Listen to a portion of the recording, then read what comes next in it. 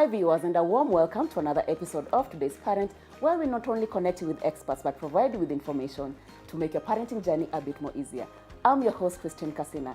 In today's episode, talking about connecting you with an expert, we are connecting you again with Dr. Kireki. He's one of the best fertility specialists here in the country.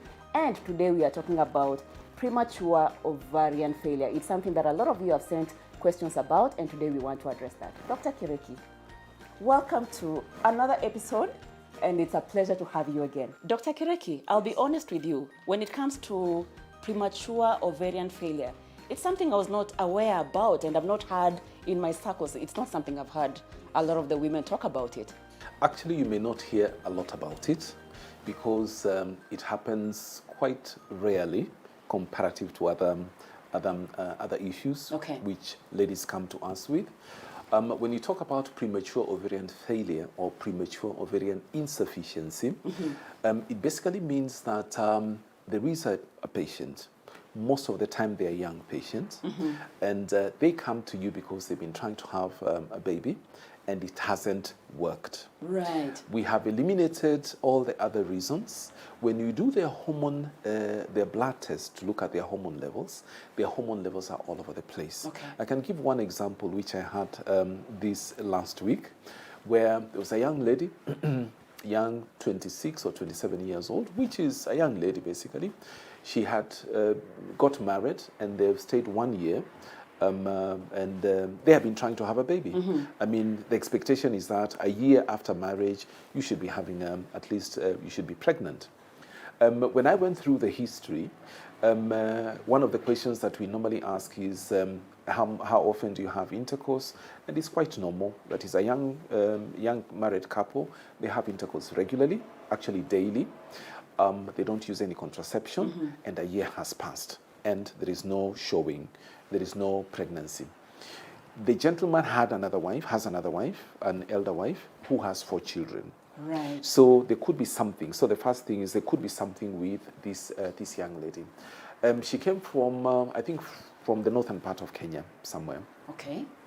So she came and saw my colleague, and the first thing, of course, my colleague did, she did all these tests, and then one of the tests that she did is called FSH, follicle stimulating hormone. Okay.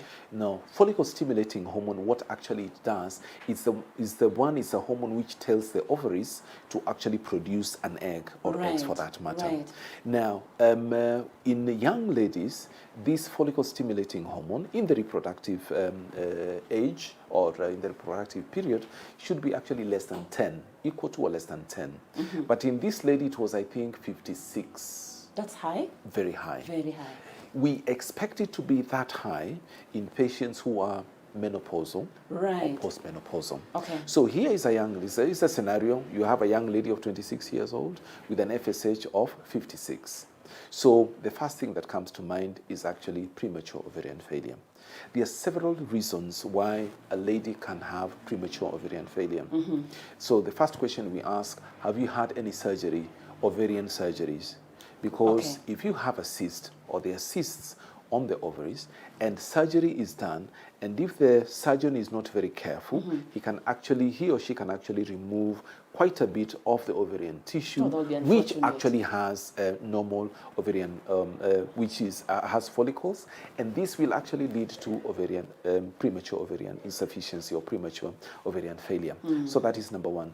Number two, age is a factor. Okay. The older we become, the lower the number of eggs which remain, which is a natural process in life. So I wouldn't expect a lady who is, let's say, it would be normal if I find a lady who is 50 or 40 something who has POF, who has follicle stimulating hormone is elevated, is perfectly normal. Okay. But not in a lady who is 20 something, early 30s. Okay.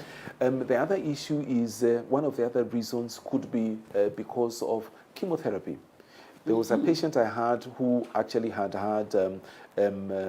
cancer of the kidney when she was very young. Okay. So they removed the kidney, and obviously, unfortunately, they gave her a chemotherapy, which was life-saving. So she was now 28 or 29, but she did not have, her FSH was 100 and something. That is very high. That is very high. Radiotherapy again, when it comes to treatment of cancer, if we give these patients radiotherapy, we treat them with radiotherapy, it definitely is going to lead to premature ovarian failure. Okay. Now, there are other issues as well, which are not very common, but could be a reason for that. You may find that the immune system itself can actually be against the ovaries. So the immune system treats the ovaries as something which is foreign and which needs to be quarantined and acted upon and stopped. So by doing this, you find that these ladies have premature ovarian failure as well. Obviously, we mentioned surgery. These are some of the big reasons. If you find some researchers would even suggest some viral infections. Mm-hmm. That can also be a reason. But we don't see very much of that, but it is a potential reason as well. Okay. Yes. Now, when it comes to how do we know that this lady or these ladies have premature ovarian failure, number one, they are trying to have a pregnancy and it's not happening. So these are the symptoms we are talking about. These are one of the symptoms, yeah. Mm-hmm. You come to us, they come to us because they're trying to have a baby and it's not happening. When we do a scan, we actually find that the ovaries are a lot tinier than how they are supposed to be. When we look at the ovaries on a scan, we find that actually what we call antrofollicles, mm-hmm. you actually cannot even see them. So this is a signal that something is not right. So infertility, you're trying to have a baby, ovaries are very tiny. When you send them now for a blood test, you find that actually the FSH is very high, mm-hmm. Vis-a-vis the age. Okay. We do what is called AMH, an anti-Mullerian hormone, which actually gives us an idea about what we call the ovarian reserve. We find that the AMH is also very low. So very low AMH, very high FSH, tiny ovaries, no antrofollicles, infertility. It's a classic example of premature ovarian failure. Right. I'm just wondering, because POF is where your ovaries don't produce eggs at all. No, the eggs could be there, but the quantity is very, very, very low. So the issue is the quantity. It's the quantity. Because normally ladies are born with a set number of eggs. Okay. And this number of eggs decreases with time. Okay. Every time when a lady has a period, it means that several hundred eggs were produced. One egg became what we call the leading dominant follicle. An egg was released. Mm-hmm. So in the process of getting to that dominant follicle, all these other eggs, about 500-700 eggs were actually, lost, as it were. Okay. Yes. Would you advise, Dr. Would you advise if somebody has irregular periods, even before you get to the point of thinking about marriage and that stage? Yes. Would you advise that they check in with a gynecologist or a fertility specialist to know the health, the health status of their system? I think it makes sense. I think it makes a lot of sense. I think one of the questions which you had asked before, there was a lady who hasn't had a period for 7 years. Yes. So the question was, before this time, was she having regular periods? Let us assume that she was having regular periods. Then if she was having regular periods, and then for the last 7 years she hasn't had a period, there is something that is not right. Okay. And so the first thing that we think about, after eliminating all the other possibilities, then doing the other test is we have to think about premature ovarian failure. Okay. Yes. Okay. So it is a good idea before you get married. I mean, just come and have a test done. A checkup. Just have a test done.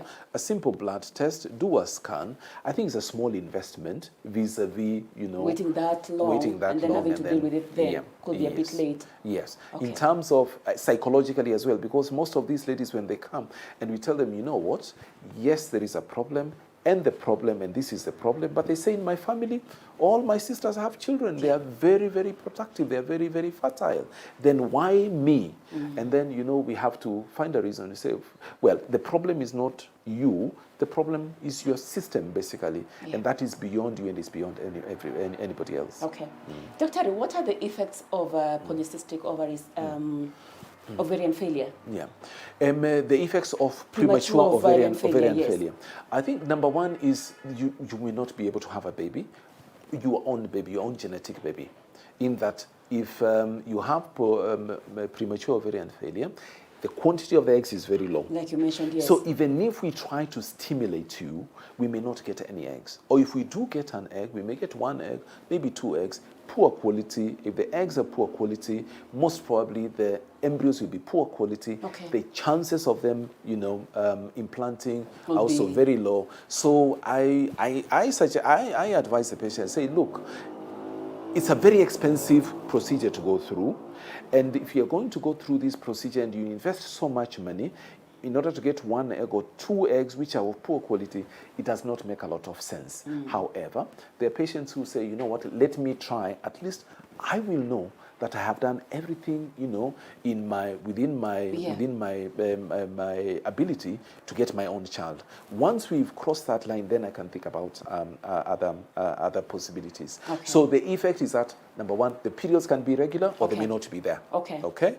And once we have excluded all the other reasons for irregularity of periods or lack of periods for that matter, then we make a diagnosis. Once we made this diagnosis, at least, as most people say, a problem is half solved when at least you know what the reason is. Yeah. We know the problem, so we can solve it. Okay. That way, So apart from lack of menses or infrequent periods, yes. Dr. Google tells me the other symptoms as well. We may confuse them with menopause, like you had mentioned earlier. Yes. Hot flashes, night sweats. Absolutely. Is this true? Absolutely, it is true, because if you look at the hormone levels, you find the hormone levels are actually hormone levels which a lady who is of a certain age should be having. Yeah. And then here you're having a young lady having the same hormone levels, and these are the effects. Yeah, lack of periods, infertility, you may have hot flashes, you may have memory, some issues with memory, memory loss sometimes,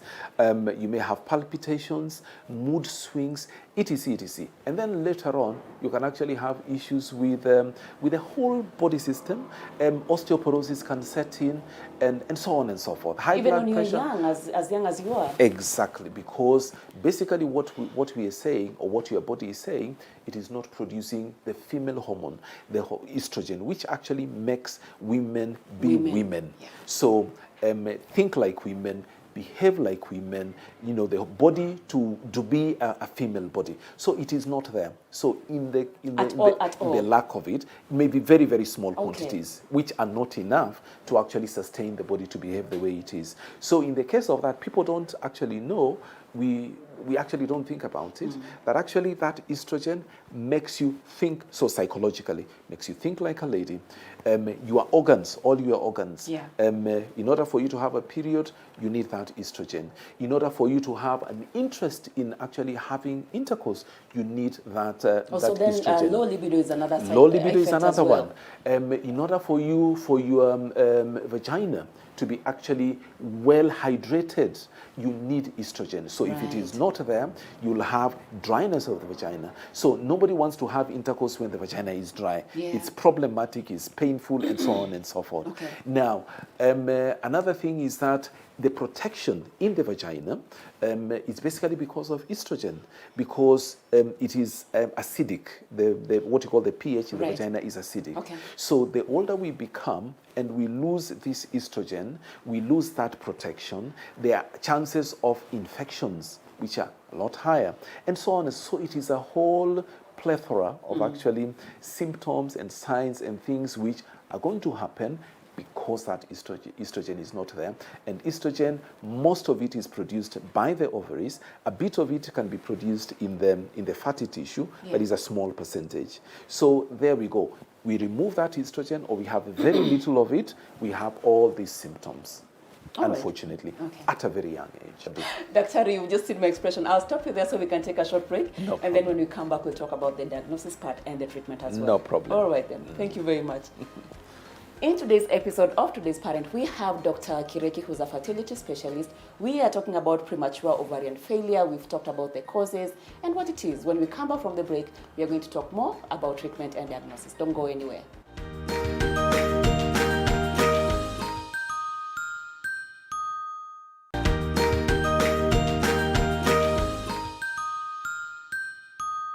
Welcome back to today's episode of Today's Parent, where we are talking about premature ovarian failure. And in studio, we have Dr. Kireki, who has shared insights of what it is And at this point in time, we are going to talk about diagnosis and treatment. Daktari, we are back from the break. Yes. And you know, when we did the first part, it sounds so gloomy, and it's almost like 100% that nothing can be done if you have POF. POF. That is, I'm glad you said it sounds like. So it means that even if there is such a situation, there are things which can be done that to alleviate or even to help these ladies. So number one, the first thing before we make a definitive diagnosis and then plan on how to help these ladies is to do some tests. I mentioned, I think, in the other part that we need to get some information, medical information, the history of the patient. Yeah. Even family history is very important as well. Is it genetic, by the way? Could it be genetic? They say sometimes it runs in families, but I can't tell you 100% that it is genetic, because then it would mean that there is a particular gene which is responsible for this, which it has not been isolated. Right. So it may run in families, so quasi-genetic. But in order for me to say that definitively, we must have a certain gene, which we don't know at the moment. Okay. So, so the history is important. And then number two, we need to do some tests. We need to do a blood test. And the blood test, basically, we look at hormone levels. And there are several hormones we normally look at. Okay. We look at what is called AMH, anti-Müllerian hormone. Anti-Müllerian hormone is basically a hormone which tells us about your ovarian reserve. It doesn't tell us that Christine today has 20,000 eggs. Right. But it just tells us, well, if it is high, it's quantitative. If it is high, it means there's a good ovarian reserve. If it is low, it means the ovarian reserve is low. If it is very low, then obviously it's what we call diminished ovarian reserve. Just as a detour a little bit, usually patients who have polycystic ovarian syndrome, we talked about it some time ago, usually they have a very, very good ovarian reserve. Very, very high. Interesting. Which is very good for them in a way, okay? But then again, because of that, they may also have issues. You know, our bodies are quite interestingly designed. So we do anti-Müllerian hormone, which in such a case of premature ovarian failure, we expect it to be very low. Sometimes it can be extremely low, almost negligible. 0.01, for instance, nanograms per milliliter.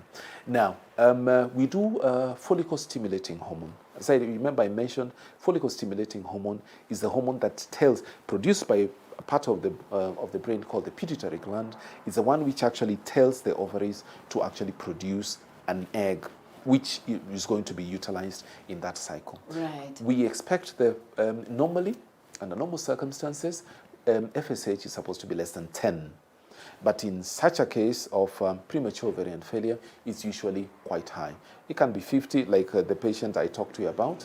56, can be more than that as well.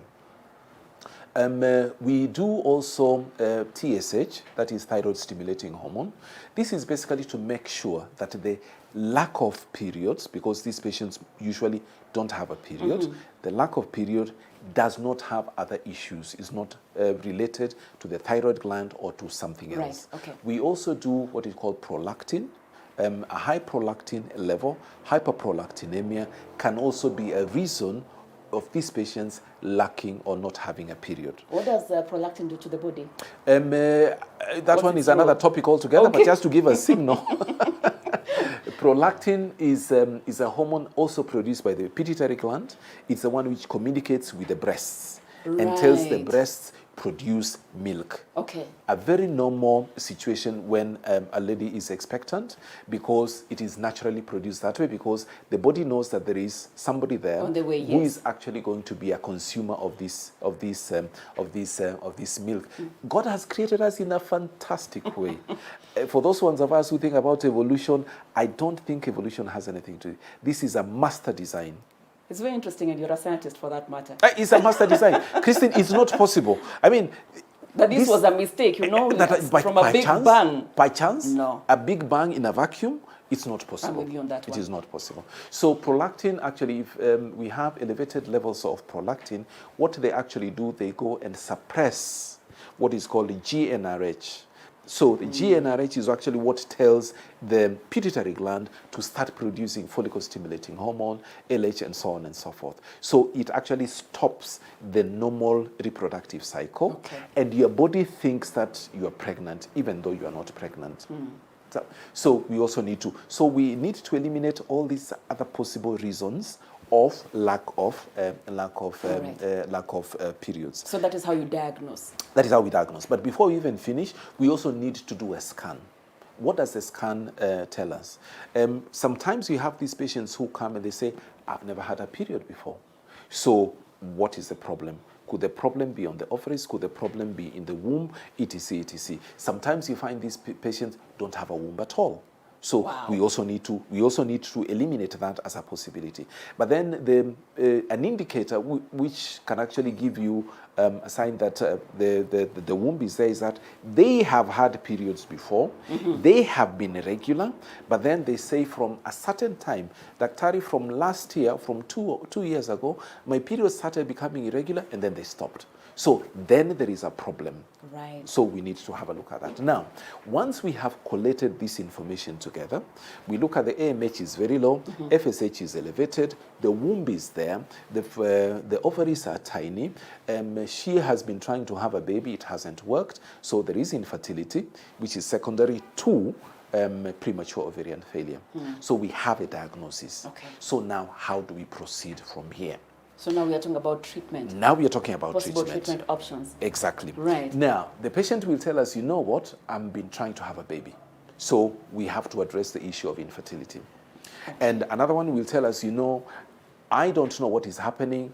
I am not married. I'm not planning to have a baby at the moment. I just want to have my periods back the way they were. So it's a completely different approach. Now, when you talk about the patient who wants to have a baby, the first thing we have to do is we have to be very candid with her and tell her, with the hormone levels that we have, the chances of you having your own baby, meaning using your own eggs, is almost not there. But this does not stop you from having a baby. You can have a baby by using somebody else's eggs. So we can use egg donation. We get eggs from somebody else who is in a good reproductive period. We get sperms from her partner, and we fertilize the eggs, and then we prepare her womb for acceptance of these embryos. Wow. Now, actually, they do get pregnant. And you see, the thing is, once this lady has got pregnant, I mean, she's not going to shout and say, you know, mayai nilitoa mali pengine, sijui nini, mtoto. And even if they did that, who would believe them? Si wanaona mimba imeshika. Wanasema tumshukuru Mungu, and we should actually thank God for that. Sindio? But I have a question. If I, for example, was going through that, then I get the eggs donated, say, from somebody else, like you say, and then the sperm from my partner, psychologically dealing with it as a woman, that this egg is not mine. Do you offer some form of counseling? Yes, counseling is important because it's very important. It's extremely important because the question that actually arises is but this baby is not mine. Is my DNA there, by the way? Your DNA will be very, very small. Wow. Very, very small. Because of the exchange, the blood is yours and so on. It will be very, very, very tiny. But if we were to do a DNA test, the baby, obviously, your husband's DNA would be more than yours. But then there's something else which we need to bring out again. There is the biological parent or the biological mother, and then there's the social mother. Now, ideally, it should be both. That the baby you are carrying, you are the genetic or biological mother, and you are the social mother because you are bringing this baby up. Now, in most instances, in these ladies, there will be more of the social mothers because they are bringing this baby up. It is your baby because you've carried this baby. You've gone through all those nausea and vomiting, discomfort of pregnancy and so on and so forth. This baby is actually yours. My baby. This baby is yours. I will take 100% ownership. 300%, more much 100%. Because when you feel this baby kick in you, you connect. You connect straight away. So there is a way out. We can help these patients to actually fulfill their dreams of becoming mothers. So the good news is that it is treatable. It is treatable. we can use other methods to actually help them to overcome this huge hurdle, which is biological, and there's nothing that they can do about it. Now, if it is another issue of the other issue of this patient doesn't want to have a baby or is not ready to start a family, but she wants to have her periods back, regular periods, then number one, because you remember they've not had periods for a year, sometimes 2 years. 7 years. Or even 7 years in that case. We need to do the scan that we did, we need to look at the lining of the womb. And usually the lining is very thin. By thin, we mean maybe about 2 millimeters, 3 millimeters, 4 millimeters. Now, we need to build it up. So we build it up, the lining, by using some medications. And when it gets to a certain size, we're talking about 7.5 millimeters or more, then we can actually induce a period. All right? Now, once we have induced that period, we can put these patients on oral contraceptive pills or hormonal contraceptive pills. Very important, because they will have a natural period. And this period is not really a natural period, as it were. It's an artificial period. Why? Because it's basically the hormones which are working on the lining. So long as the hormones are there, when you stop or when they finish taking the tablets, that effect of the hormones is not there on the lining, so the lining will actually come out as a period. So the periods will be there cyclically every month, so they have to continue being on these medications. Now, the other thing is we can actually do what is called supplementation of the estrogen, which is lucky. Remember, we talked about estrogen and its effect and what it does to the body. We can actually do what is called hormone replacement therapy. What does this mean? It means that, yes, we know there's a problem. Estrogen is not being produced, and we need to supplement, to give you this hormone artificially. They can either be tablets, which you can swallow every day. They can be, what do you call, plaster. Like a patch? Like a patch, which you can use every so often. Sometimes you can use cream, which you just smear on your skin every so often, and so on and so forth. The purpose here is basically to supplement the estrogen that was there. Thank you, Dr. Ari. You're welcome. And with that, we come to the end of today's episode of Today's Parent, where we had Dr. Kireki talking about premature ovarian failure. And the one thing that he has shared, the good news is treatment is possible. So don't despair if you suspect that you have POF. I have been your host, Christine Kasina. I hope you found this show to be very insightful and it was useful to you. If you have any other questions for Dr. Kireki, just send us an SMS and we'll find a way to connect him to you. Thank you for watching. We've been here in studio at Little Cribs, the home of fun, exciting and durable kids furniture. If you're looking for parenting resources, head on to www.supermamas.co.ke. We thank you for your time. See you next time.